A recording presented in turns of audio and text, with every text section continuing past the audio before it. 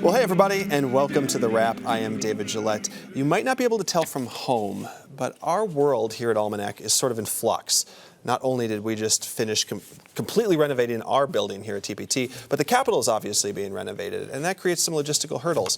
So tonight we wanted to give you some clarity on what this actually means for the Minnesota legislature by someone who has worked deep in those trenches, Mr. Abou Amara from our political panel. Hey.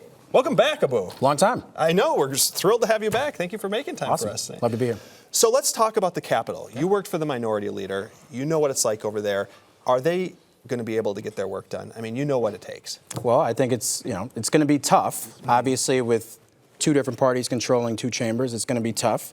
But we face some big challenges. You see that we're in flux too. And we're literally flipping big challenges for pledge right here. right now. There's a pledge break starting in a few minutes, so they have to turn the set while we keep going. So, this session is going to be tough to get a lot of things done, but I think there is a window if we're able to really set aside a couple partisan things. I think transportation is going to be key. Yeah. If you get a transportation package done, and specifically around transit, then I think it opens up some things for taxes, and I think it opens some things up for bonding. So those are the two. This really does happen, by the way. This isn't a gimmick. This is how we flip for pledge. Maybe we'll give them the seats now, too. So this is Capital Investment Committee right here. This is your pledge dollars at work, actually. You're not supposed to see the tape most weeks.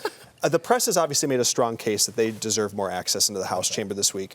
Beyond the press and the lawmakers, who needs to be in that chamber to get the work done? We see pages, we see folks like yourself running around. Who needs to be in there to get it done? Well, obviously you have your nonpartisan staff, folks who are making sure that people have information that they need. You have your partisan staff making sure each caucus is represented well. And I think it's just so important that the press and the public have a voice. I think when we are doing a lot of construction, that gives us an excuse for people to kind of be shut out of the process. But that's exactly when bad government happens, and I think we've got to get more folks involved and not less. And I think that's what you saw with the minority leader's push earlier this week and making sure as many people in the media could get in as possible. Where do the lawmakers spend the most of their time? We always see them on TV in the House chamber, but is that where they're spending their time? That's probably 5 to 10% of what they do. Most of their work is constituent service, talking to small businesses in their district, out going to chicken dinners and all kinds of stuff in the community.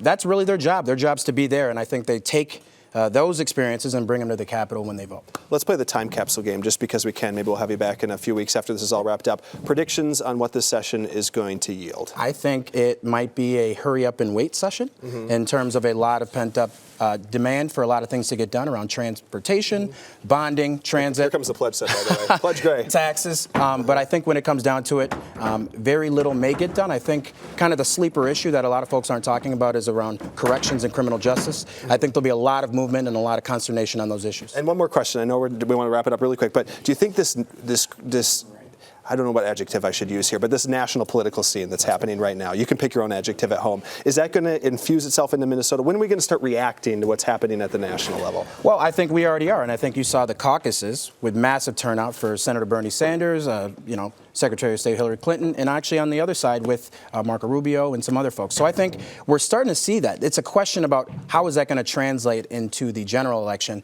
and I think it actually won't affect the legislative session that much. Okay, Abou, thanks so much. Thanks so much. We're glad to have you back. Thanks for having me. See you next week on The Wrap, everybody. Time for pledge. Let's do it.